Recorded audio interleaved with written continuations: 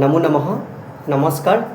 মই আছোঁ বৰ্তমান ত্ৰিপুৰাৰ একলব্য পৰিসৰ অৰ্থাৎ আগৰতলাৰ কেন্দ্ৰীয় সংস্কৃত বিশ্ববিদ্যালয়ত। মোৰ লগত আছে জ্যোতিষশাস্ত্ৰত বিশাৰদ হাচিল কৰা এগৰাকী বিশিষ্ট পণ্ডিত। তেখেতক মই ইয়াতে লগ পাইছোঁ পাণ্ডুলিপি বিষয়ত। আজি এটি বিশিষ্ট বিষয় লৈ মই আপোনালোকৰ আগত সম্বোধিত হৈছোঁ, কিয়নো আজি জন্মাষ্টমী বিষয়ে সকলোৱে কণ্ট্ৰভাৰ্চি কৰি আছে, সমালোচনা কৰিছে। সেই বিষয়ে আজি মই এগৰাকী বিশিষ্ট ব্যক্তিৰ পৰা জানিব বিচাৰিছোঁ। মই আপোনালোকক জনাব বিচাৰিছোঁ, যিহেতু উত্তৰ ভাৰতীয় সংস্কৃতিত জন্মাষ্টমী পালন কৰা হয়, তেওঁলোকে ভাস্কৰ আব্দত সেই অনুষ্ঠানটো পালন কৰে। ভাস্কৰ আব্দত অব্দ হিচাপে ভাস্কৰ সংবত হিচাপেহে পালন কৰে। ভাস্কৰ আব্দত নহয়, ভাস্কৰ সংবতহে তেওঁলোকে পালন কৰে, য'ত অব্দৰ প্ৰয়োগ কৰা হয়। আৰু সেই অনুসৰি 2082 চনৰ তেওঁলোকৰ এতিয়া বৰ্তমান চন চলি আছে, আৰু তেওঁলোকে সেই অনুমতেৰে কৃষ্ণাষ্টমী পালন কৰিছে। কিন্তু আমাৰ অসমত ভাস্কৰ আব্দ মতে পালন কৰা হয়, অৰ্থাৎ কুমাৰ ভাস্কৰ বৰ্মাৰ তিথি অনুসৰিহে সেই অনুষ্ঠান পালন কৰা হয়। আৰু আমাৰ অসমত এই ভাস্কৰ আব্দৰ বিশেষত্ব হৈছে, আমাৰ ইয়াতে ভাস্কৰ বৰ্মাৰ জন্মৰ পৰাই এই তিথিটো লৈ আহিছে। লগতে ইয়াত বিশিষ্টতা আছে যে আমাৰ অসমীয়া যি দিনপঞ্জী আছে তাত 1 পৰা 31লৈকে বা 32লৈকে দিন থাকে, য'ত মলয়মাহ সংযোজিত হয়। সেই অনুসৰি আমাৰ অসমত কিন্তু ভাদ্ৰ অষ্টমী তিথি অৰ্থাৎ কৃষ্ণ অষ্টমী তিথিত কৃষ্ণৰ জন্মাষ্টমী পালন কৰা হয়। কিন্তু উত্তৰ প্ৰদেশৰ বিশেষত্ব হৈছে তেওঁলোকে ভাস্কৰ সংবততহে এই অষ্টমী পালন কৰা হয়, আৰু তেওঁলোকৰ কৃষ্ণপক্ষ আৰু শুক্লপক্ষ বিশেষকৈ লৈহে তেওঁলোকে অষ্টমী তিথি বা অন্য তিথি পালন কৰা হয়। আৰু তেওঁলোকৰ 15 দিন কৃষ্ণপক্ষত থাকে আৰু 15 দিন শুক্লপক্ষ থাকে, আৰু সেই লৈহে তেওঁলোকৰ তাৰিখ হয় কৃষ্ণ 1, কৃষ্ণ 2, কৃষ্ণ 3, কৃষ্ণ 4, অৰ্থাৎ কৃষ্ণপক্ষ 1, কৃষ্ণপক্ষ 2। ঠিক তেনেদৰে অষ্ট কৃষ্ণপক্ষত কৃষ্ণ অষ্টমী তেওঁলোকে পালন কৰে। কিন্তু যিহেতু অসমখন এখন সংস্কৃতি প্ৰধান দেশ, তাত সকলোৱে সংযুক্ত হৈ আছে বাবে তেওঁলোকে অসমৰ সংস্কৃতিৰ লগতেও উত্তৰ ভাৰতীয় যিসকল লোক ইয়াতে বাস কৰিছে, তেওঁলোকৰ পৰা প্ৰব্ৰজন হোৱা কিছুমানে ইয়াতে তেনেদৰে জন্মাষ্টমী পালন কৰে। সেই বিষয়ে মই আজি তথ্যগতভাৱে ছাৰৰ পৰা এইখিনি ব্যাখ্যা কৰিব বিচাৰিছোঁ। মই জনাখিনি মই আপোনালোকৰ আগত জনালোঁ। যিহেতু আমাৰ 1432 ভাস্কৰ আব্দ চলি আছে, কিন্তু উত্তৰ ভাৰতত ভাস্কৰ সংবত চলি আছে 2082 বুলি উল্লেখ কৰিছোঁ। সেই অনুসাৰে তেওঁলোকে পালন কৰিছে। কিন্তু আমাৰ এই মাহটোৰ পৰৱৰ্তী মাহত যে ভাদ মাহৰ অষ্টমী তিথিতে কৃষ্ণাষ্টমী পালন কৰিব। গতিকে आप बोलिए जो कृष्णाष्टमी का विशेषता है उत्तर भारत में, हमारा आसाम में तो भाद मास में पालन करता है। आप लोगों के वहाँ जो विशेषता जो ज्योतिष शास्त्र के महत्व से कृष्णाष्टमी कब होता है? ज्योतिष शास्त्र के अनुसार या श्रीमद् भागवत महापुराण के 10वें स्कंद के पूर्वार्ध के अनुसार भगवान श्री कृष्ण का जन्म भाद्रपद मास के कृष्ण पक्ष की अष्टमी तिथि को मध्य रात्रि में हुआ था। रोहिणी नक्षत्र में, बुधवार का दिन था। अच्छा। ऐसा 10वें स्कंद के पूर्वार्ध में प्रमाण है, और गर्ग संहिता में भी प्रमाण है। अच्छा। तो इसमें यदि हम देखा जाए तो अभी वर्तमान समय में आज क्या है कि आज श्रावण का 31 गते है। यदि हम सौरमान से देखें तो श्रावण का अंतिम दिन है संक्रांति के अनुसार। यदि हम चांद्रमान से देखते हैं तो भाद्र कृष्ण अष्टमी है। नियम से इसमें कुछ मत प्रचलित हैं। पहला मत तो यह है कि यदि उदय व्यापनी अष्टमी तिथि है और मध्य रात्रि में 12 बजे यदि अष्टमी तिथि नहीं है, लेकिन यदि रोहिणी नक्षत्र है तो हमें नक्षत्र को प्रधानता देनी है। जैसे कि यदि हम इस बार की बात करें तो इस बार दोनों ही दिन, यदि हम कल की बात करते हैं, कल मध्य रात्रि में अष्टमी तिथि थी, परंतु मध्य रात्रि में कल अश्विनी नक्षत्र था, आज भरणी नक्षत्र है। और दोनों ही दिन यदि हम उदय व्यापिनी अष्टमी की बात करते हैं या मध्य रात्रि व्यापिनी अष्टमी की बात करते हैं, तो दोनों ही अष्टमी के दिन रोहिणी नक्षत्र नहीं है। उस अवस्था में क्या करें? यदि दोनों ही दिन मध्य रात्रि व्यापिनी और उदय व्यापिनी अष्टमी के दिन यदि रोहिणी नक्षत्र नहीं है, तो हमें अष्टमी तिथि को ही ग्रहण करना चाहिए। तो नियम से देखा जाए तो जो श्री कृष्ण जन्माष्टमी का जो पर्व है वो कल मनाना चाहिए, क्योंकि कल मध्य रात्रि में अष्टमी तिथि थी, आज मध्य रात्रि में नवमी तिथि है। लेकिन कई बार ऐसा भी होता है कि मध्य रात्रि में अष्टमी है, अगले दिन उदय व्यापिनी अष्टमी है, लेकिन मध्य रात्रि में अष्टमी होने के बावजूद भी कई बार क्या होता है, कृत्तिका नक्षत्र होता है। तो कृत्तिका युक्त अष्टमी का व्रत का जो है इतना महत्व नहीं है। इसलिए है यदि स्पार्तानाम जो हैं, क्योंकि दो प्रकार के मत प्रचलित है, स्पार्तानाम और वैष्णवानाम। स्मार्त लोग क्या करते हैं कि जो मध्य रात्रि व्यापिनी अष्टमी के दिन व्रत करते हैं और वैष्णव लोग उदय व्यापिनी अष्टमी के दिन व्रत करते हैं। परंतु इसमें एक निर्णय सिंधु के अनुसार एक सिद्धांत ये है कि यदि सूर्योदय के समय अष्टमी है और उसी दिन मध्य रात्रि में अष्टमी तिथि नहीं है परंतु रोहिणी नक्षत्र है, तो जन्माष्टमी का जो व्रत होना चाहिए वो रोहिणी युक्त यदि 9 में भी है तो भी वो ग्राह्य है, क्योंकि उदय व्यापिनी अष्टमी है।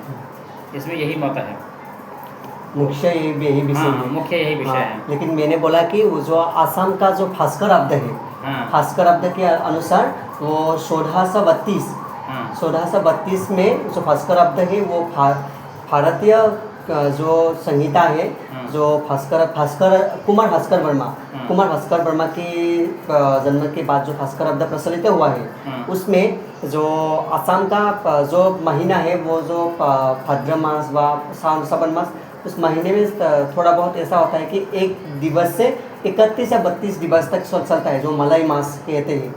ऐसा ही इसलिए असम में भाद्र अष्टमी तिथि को जो कृष्ण अष्टमी है उसमें वो जो कृष्ण का जन्माष्टमी दिवस पालन करता है। लेकिन जो उत्तर भारतीय संस्कृति है उसमें भास्कर संवत अब्द अर्थात 2062 चल रहा है, 2062, उसके वजह से वहाँ पर जो चंद्रमास सूर्यमास के बारे में आपने बोला ना, चंद्रमास वो कृष्ण पक्ष में जो 15 दिवस आते हैं अमावस्या तक, उसमें कृष्ण एकादशी व कृष्ण प्रथमा, कृष्ण द्वितीया, कृष्ण तृतीया, ऐसे ही कृष्ण अष्टमी के दिन वो लोग कृष्ण अष्टमी मनाते हैं।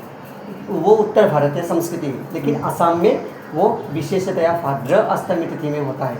इसमें दो मत अलग अलग है, जो आपने सुंदर तरह से, अच्छी तरह से, वो तथ्यगत से यहाँ पर विश्लेषण किया। लेकिन असम में एक कंट्रोवर्सी हो रहा है अभी, वो भाद्र में ही कृष्ण अष्टमी है, अभी क्यों मना रहा है, इसके बारे में आपने जो बोला मैं उसको यहाँ पर डिस्क्राइब किया अच्छी तरह से, क्योंकि तथ्यगत से ही किसी को कुछ बोलना चाहिए। आपने जो बोला और उसमें प्रमाणित है, क्योंकि हमारा ज्योतिष शास्त्र में ही जो कुछ लिखा है अच्छी तरह से, उसको देखकर ही तथ्यगत से ही प्रसारित होना चाहिए, क्योंकि यही जो हमारा भारतीय ज्ञान परंपरा का मुख्य विषय है। जैसे कि कल भाद्र आपका संक्रांति है, हाँ, लेकिन संक्रांति होने के बावजूद भी कल क्या है, नवमी तिथि है, नवमी तिथि है और रोहिणी नक्षत्र आपका भाद्र मास में ही आ रहा है। तो नियम से जो आपका जन्माष्टमी मनना चाहिए रोहिणी नक्षत्र के दिन मनना चाहिए, लेकिन समस्या ये है कि यहाँ पर भाद्र कृष्ण अष्टमी नहीं है। अष्टमी तिथि का निषेध होने के कारण हम जो जन्माष्टमी मना रहे हैं वो आज के दिन मना रहे हैं, और कुछ लोगों ने कल भी मनाया है। स्पार्ता नाम कल था, वैष्णवा नाम आज है।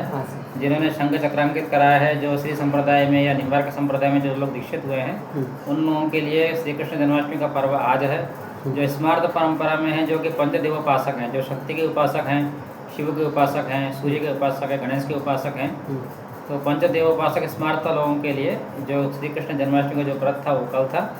और रही बात कि संवत्सर का निर्णय हम कैसे करें, भास्कराब्द या विक्रम संवत की बात होती है, तो गर्ग संहिता में यह प्रमाण है कि जो कलयुग के जो अधीश्वर है संवत्सर के वो 6 हैं।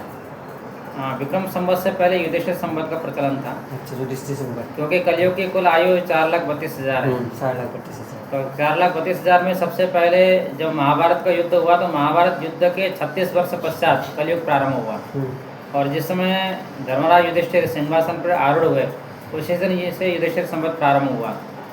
लेकिन होता यह है कि कलयुग जब प्रारंभ हुआ उसके बाद जो युधिष्ठिर संवत का जो कुल समय है वो 3044 वर्ष है, और 3044 वर्ष युधिष्ठिर संवत के, उसके पश्चात 135 वर्ष विक्रम संवत के, उसके पश्चात फिर 18,000 वर्ष शालिवाहन का जो शक संवत है उसका, उसके बाद विजयाभिनंदन का जो शक संवत हैं उसके आपके 10,000 वर्ष, नागार्जुन नाम के जो राजा हैं उनके जो संवत हैं उसके 4 लाख वर्ष, और भगवान कल की जो कलयुग के अंत में होंगे उनका जो संवत के जो आयु है वो 821 वर्ष है।